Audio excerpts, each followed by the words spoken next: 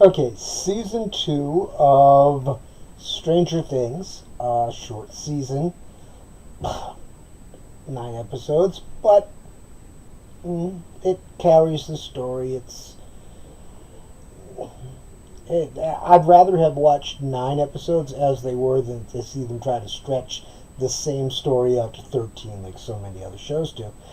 So, that being said, it does obviously continue from season 1 on a premise, advances with a natural thing, and they haven't really gone the overblown, like supernatural. Once you kill God, what do? We just keep going. This hasn't gotten to that level yet. Let's see if there's proper planning, because after a couple more seasons, they're never going to know when the end is, so they never know when to have the big finale. And then they have the big finale and go, oh, wait a minute, it's not over yet.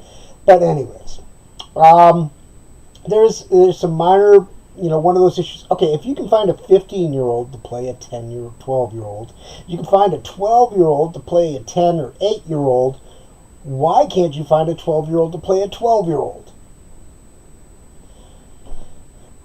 And I think they're supposed to be somewhere around 12 or 13. So, I mean, they're only a year or two off, but it is at an age where that year can dramatically alter the show, especially between, you're only doing 9 episodes in 2 months, maybe 3 of production, depending upon how much intensity you put into it.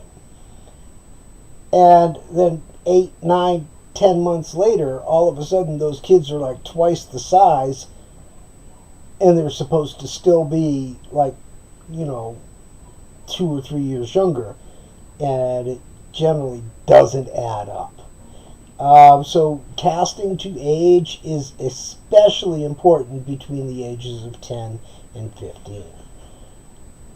Using 21-year-olds to play 16-year-olds is another issue I have, especially if there's no real need for it. They're not doing anything that you wouldn't want a 16-year-old to do, even if you'd want a 16-year-old to portray it be portrayed.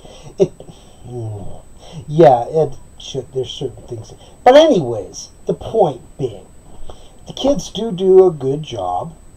Some are a little too old for, and you can start. Trust me, you see it in the faces. There's only so much you can hide in a face, especially after 20.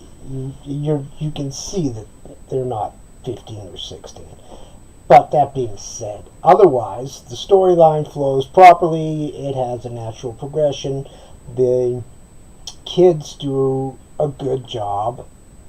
I mean, I can't see, don't really want to see behind the scenes, and there is, I think I just saw attached 5 or 6 behind the scenes episodes, and I don't, no, that, because,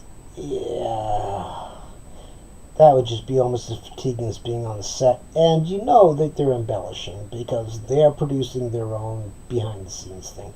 It's not, Anyways, the point being, it's definitely worth a watch, and I'm hoping that there is a season 3. I can't remember if I checked or not. But definitely, if you haven't seen any, watch seasons 1 and 2.